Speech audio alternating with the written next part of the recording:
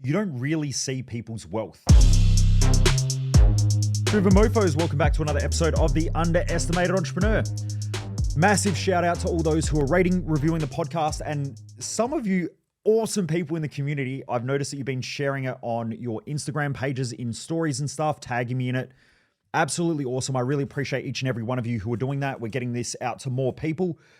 Look, the thing that I really care about, me doing this podcast is so stupid, right? It costs me money, it costs me time. There's no logical reason why people do a podcast unless you really, really, really wanted to just put all your time and effort into it, like a lot of the big podcasters do, like Joe Rogan and stuff. You know, he spends the majority of his life doing podcasting, as well as, living his life and so on as well. But it's a full-time job. I do this because I want to share stuff that help people to step up.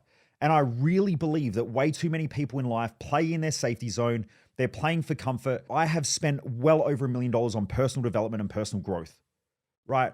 I have done so many courses. I did 3 NLP master programs. I've traveled around the world, worked with some of the smartest people. I've worked with university professors and stuff like that, learning from them. What I know is this, is that most of what is taught about human behavior is done in a soft, passive way that makes people feel good, but doesn't move them.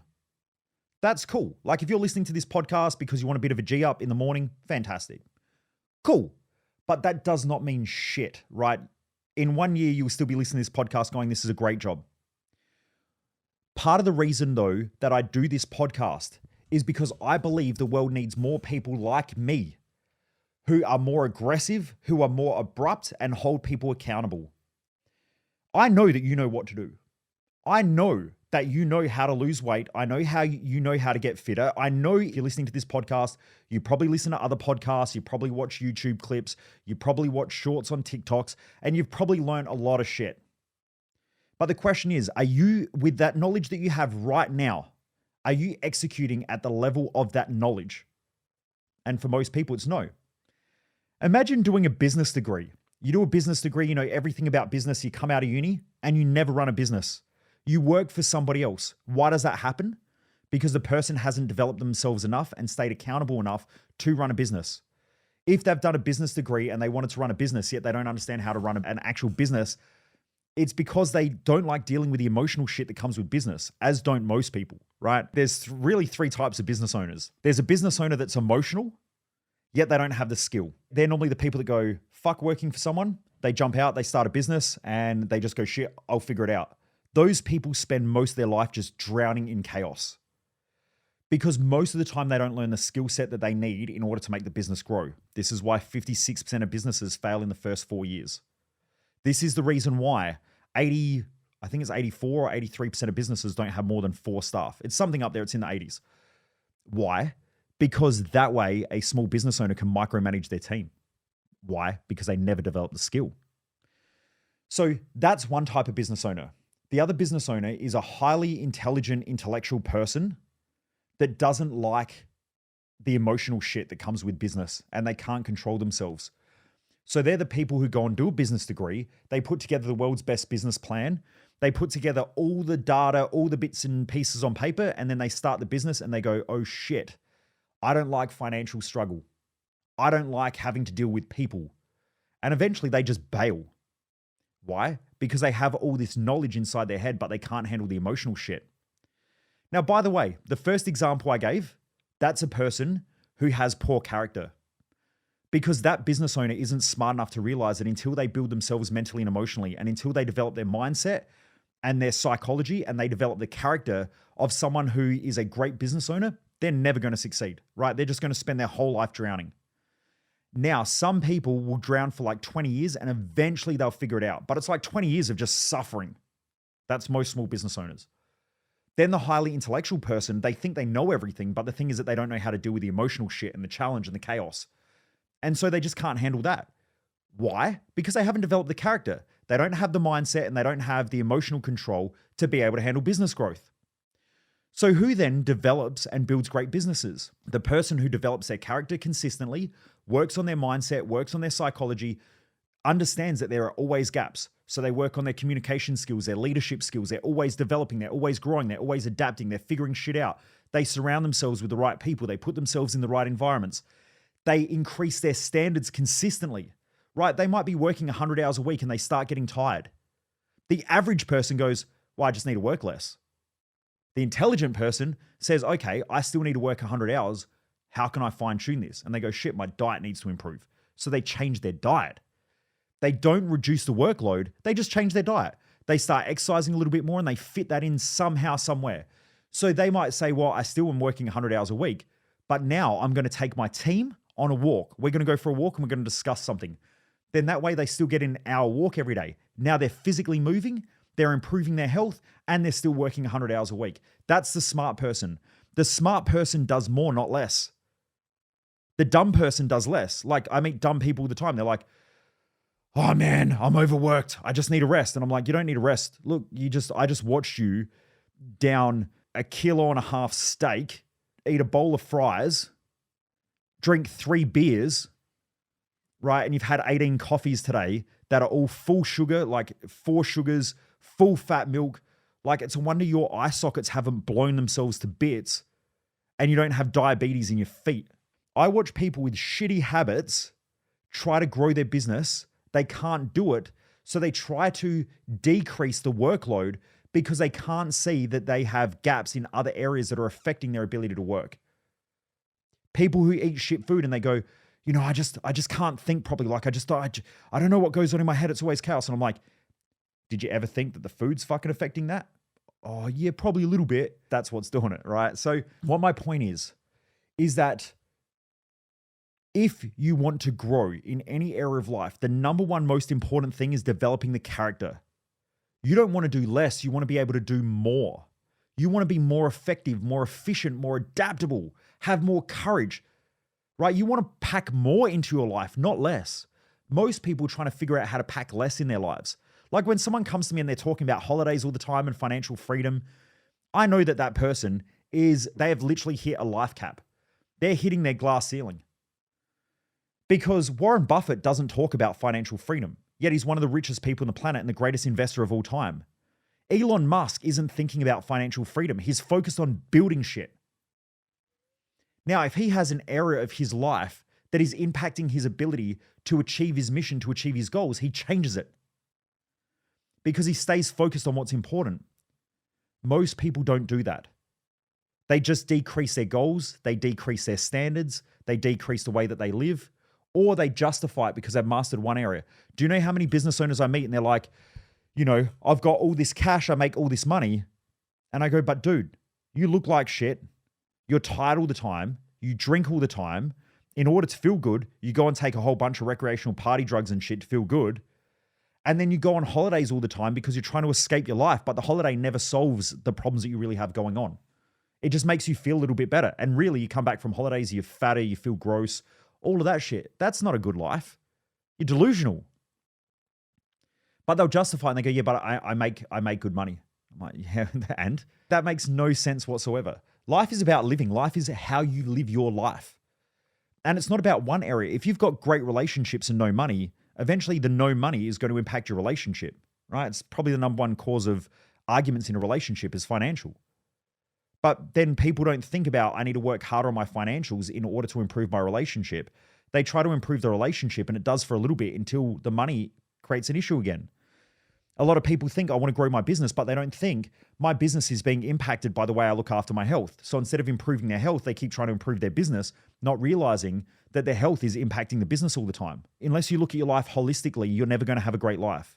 Because in order to have a great life, you have to feel, the word is feel like you're having a great life. Now, you can't have a great life when you don't have a job that you don't like, when you don't have enough money consistently coming in all the time, that you're not progressing and working hard towards something. Because progression creates fulfillment. Most people want to be fulfilled, but they're avoiding progressing because they keep sticking to what they know in their comfort zone. So the real truth is that wealth, if you want to have a wealthy life, wealth comes from what you don't see. It comes from all the shit behind the scenes. It comes from people looking at their life and trying to increase those things. There is nothing more disgusting and more sickly, and I meet these people all the time, than someone who makes a lot of money who then uses money as their excuse to not do shit that's going to improve their life. It's disgusting. They play safe. I would rather have no money, and then have to work my ass off again to get more money, but to also keep pushing myself to improve. Like, this is why the real wealthy people that I meet, they will say things like, you can take away my cars, I don't give a shit. Now, you know the beautiful thing about that is that they don't operate out of fear. I know if I went broke tomorrow, I actually don't care. Yes, it would suck, but I don't care, because the thing that I love more than anything is progression. I love pushing myself to grow, because the only thing that I really care about in life is becoming the best version of myself that I can. Right now, I do better than the average population by a lot in a lot of areas of my life. Right now, there are some people who are listening to this who do way better in certain areas. But overall, I fucking love my life. I wake up, I get out of bed. Jess is amazing. She's absolutely phenomenal. I can't believe that I've actually met a person like that. Do we have rough times? Hell yeah. Do we both push each other hard? Hell yeah. But she's just amazing. She sticks by me. You know, I know that we can have arguments and we come out better on the other side of that versus trying to prevent the arguments or stop the arguments and both end up passive, like most people do in a relationship where they both let their partner get away with shit, or you have one person who's passive and the other person who's aggressive. The aggressive person tells the passive person what to do all the time. Fuck that shit. I like it when I do stupid shit and Jess grills me on it. Jess loves it when I push her as well, although she doesn't all the time. You know, she loves it when I push her because she becomes a better person, and that's what life's about. It's about becoming. It's about becoming the greater version of yourself. It's about becoming better. It's about pushing yourself to that next level. That's where you get fulfillment. If I woke up next year in the same position that I'm in today, I would be fucking pissed. I would not enjoy life. In fact, if I'm in the same position next month as what I am in today, I would be pissed. I've got enough money. Why would I want to push to the next level? Because that's the thing that's fulfilling. That's why if you take away my money, you take away my cars, I will still progress and work towards it. I love walking into the gym and lifting heavier. Why? Because it's progression. I love then changing it up and getting pushed cardiovascular wise. I love not doing cardio, proper hard cardio for 3 months because my gym workout is more centered around heavy weightlifting. And then I go for a run again. I'm like, man, this is fucked. I hate this shit. This sucks. But that pushing there, I know that I'm starting. And then the best thing that's going to be is that next week I'm going to be a little bit fitter. We're going to do the same run again and I'm going to feel a little bit better. And then I'm going to do it again the following week. And in a month, that 5K run that I almost died and had to take 10 breaks in, and I had to walk halfway on that 5K run, in 2 months, I can run continuously. That is fulfillment right there. That's called progression. I know you know this because on the days where you crush everything, where you just get into work or you do what you got to do, at the end of the day, you're like, fuck yeah, that was awesome. Now, you may have been through hell throughout the day, but at the end of the day, if you have grown as a person, you've solved problems, you've taken on challenges and you've expanded, you will feel fulfilled. If you wake up and you go to work and you start the day with, oh shit, I got to go back to this job, don't want to be there, this thing sucks, and you keep doing that, next week, you're going to wake up again and go, I fucking hate this. Then you're going to go to bed at nighttime and you go, I don't know how I put up with this shit. Why am I still in that same job? Why am I making the same cash? That's the fastest way to feeling depressed and hating your life, or not even enjoying it, or doing what most people do, looking for escape. They'll put up with that shit because it's not painful enough. But if you're putting up with stuff in life, it only gets worse. You shouldn't put up with anything, right? Life isn't about putting up with things. It's about expanding as an individual. So it is super important to realize that your wealth, you as a person, now remember, value and wealth are the same thing. Self-worth comes from your value. Your value comes from living your values, from being the best person that you can be. Now, if you do that day after day after day and you're living your values, you're expanding as a person, you're taking on challenge, you create a greater, more valuable person. That is how you create your self-worth. And that's what we're all searching for, because that creates our fulfillment in life. There's nothing better than that feeling of increasing your value or enhancing the quality of your life because you're consistently progressing. So just remember, wealth isn't in a bank account. It's not a car. It's not a house. When people say that person's wealthy, you see their money, but you don't see them. When you really see the person, you see that wealth is what happens behind the scenes. It's the shit that people can't see. That's why I try to talk to people. Like when I park my car somewhere and someone comes up to me, I had it the other day, old guy comes up to me, I had my R8 out, And this old guy comes up to me and he comes over and has a chat. And I always talk to people unless I'm in a rush, which I hate because sometimes if I take, let's say, the McLaren out, if I go out in that car and someone comes up for a talk and I'm like, look, I got to go. I know that there's part of them that says this person doesn't want to talk to me because they think I'm not worthy of their conversation. That hurts me. That's not what I'm trying to do at all. It's just sometimes I've got to get to meetings and shit. I hope they understand, but sometimes they don't. This is etched in my mind. I remember parking my car one day and I was just getting out of the car and I was in a rush because I was already like 10 minutes late for a meeting. And this little kid comes up to the car and I think he was I think he was like, he had some sort of disability or whatever. And, I said, oh, hi quickly. The dad said to me, he said something like, do you mind if we take a photo? And I'm like, yeah, that's fine. And he said, oh, would it be possible for my son to sit in the car and have a bit of a look at it and for you to show him? And I said, look, mate, I'm running super late for a meeting. I got to go. And I ran off. Like, I think it was a meeting with the accountants and all that shit and bookkeepers and stuff. And I felt like a fucking prick afterwards, right? I will always take time to talk to people. And that's why I love going to car meets and stuff. I'm one of the only supercar owners who let people sit in my car, which blows people shit. Like when I see a little kid near my car, I will walk up to the kid, not the parent. I'll walk up to the kid and say, do you want to sit in the car? Because the kids normally say yes. And the parents normally freak out because they're afraid that the kid's going to destroy my car or, that they're going to damage it and they can't afford to fix it or pay for it. But that's why I let the kids sit in the car. I want to inspire them. But most people see the car. What they don't see is all the shit that happens behind the scenes. They don't see the 100-hour work weeks.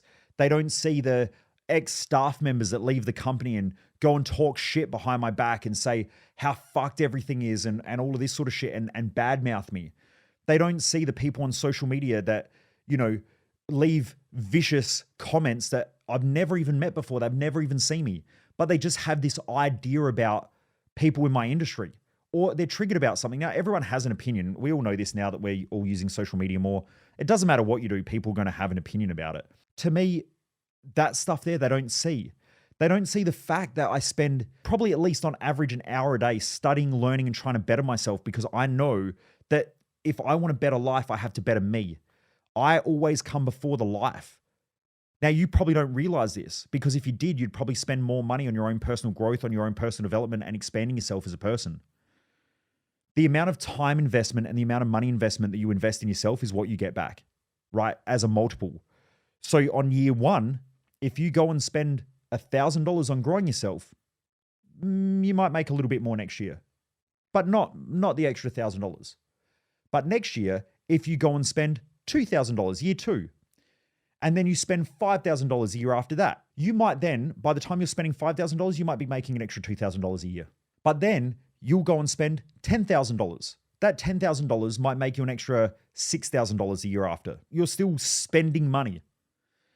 Eventually, if you keep doing that on year 6, 7, 8, 10, 15, 20, what will happen is that the growth will flip 180 degrees. Now, if I spend $100,000 a year on coaches, mentors, and I do, right? This year, I guarantee you, I will spend probably $100,000 on coaches, mentors, and advisors, going to seminars, going to events, reading books, and doing stuff that helped me to grow. It's probably $100,000. But in that $100,000, I would assume that will probably net me at least, I would say probably 500 to another extra $1 million, maybe even more. It all depends. Because over time, shit compounds. But that's why I believe life always tests us to see how much we want it. Because at first, if you don't have $1,000 and you've got to come up with $1,000, that's extremely tough because it's like, I have negative $1,000. I have less $1,000. On year two, you're like, shit, I feel better. Life seems to be a bit better, but I'm still a negative $1,000 down. But what happens if I spend $2,000 this year? I'm going to feel better. I'm going to be better. So you spend $2,000, you're now negative $3,000 and you've made $0, right? You've made $0 back. Life hasn't got any better. You're still in the same job. Maybe you got a little bit of a pay increase, but not much. Year 3, same thing. You spend $7,000, but you get $3,000 back. And you're like, oh shit, I've now spent more money, but I've made back year 1 and year 2 together. But I'm still, $3,000 or $4,000 behind. If you keep doing that, eventually the amount you spend and the amount you make back cross over. And the beautiful thing is Warren Buffett said this, and this is why I love Warren Buffett, greatest investor of all time. He said, My most valuable asset. Now, this is the richest person, one of the richest people on the planet for the last 25 to 30 years, right? So he is a phenomenal individual, right? Some people can make the rich list for like 2 or 3 years, but if they lose everything and fuck shit up because they grew too quick, I mean, it's impressive, but it's not as impressive as being in the rich list, the top 10 for, 20 or 30 years. He said, my most valuable asset is time. He said, I can buy almost anything, but I can never get back my time. Most people devalue their time. That's why they sit around, watch sports on weekends, drink, get drunk, wake up hungover, feel like shit, get home from work, watch a couple of hours of TV, get in pointless arguments that don't go anywhere. Most people devalue their time. They don't give a shit about it. They waste their time. Okay, they waste their most valuable asset. Then Warren Buffett said something even more amazing. He said, and then my second most valuable asset is my knowledge. He said that if I lose everything, I still have my knowledge. I can rebuild it all. And he said, but if I lose my mind, nothing else matters. The two things that most people devalue or underestimate is their time. They'll devalue that and they waste it. And knowledge. Most people don't see the value in creating a better base of knowledge for themselves in all the different areas of life. And because of that, most people never really get to where they want to get to. But true wealth is created behind the scenes, all the shit that people don't see. The more you work on the stuff behind the scenes, the more people see stuff out in public. So I remember a quote, and I don't know where this quote came from. Someone can probably send me a message on Instagram and let me know if you know where this quote came from. But it is that what is practiced in private will be displayed in public. So what is practiced in private will be displayed in public. Now, if you don't practice anything in private, then that's going to be on display in public. If you practice everything in private, you'll have everything in public. If you practice becoming a better person in private, you'll be a better person in public. So what happens when you're at home and what happens when you're doing shit by yourself or when you're sitting there in a room studying, learning, growing, developing yourself, no one sees that until it becomes public. And then when people see it in public, they're like, shit, we see the outcome, but they don't see the work. Very rarely do people see the work. They just see the outcome or the result. And that's why social media can be such a destructive thing, because if you see the person with a six-pack, you see the outcome, you don't see the work. And so most people think about the outcomes they want, they don't see the work. Highly intelligent and evolved people see the work. So if I want to make an extra $10 million revenue in our business, I see the work. I see what has to happen, which is why every day I just keep walking forward. Because I know if I keep practicing in private, eventually that'll be demonstrated in public. So if I just keep chipping away every day and I keep putting in the work, eventually I'll get there. But if I just focus on the goal and go, I want an extra $10 million, I can fantasize all I want.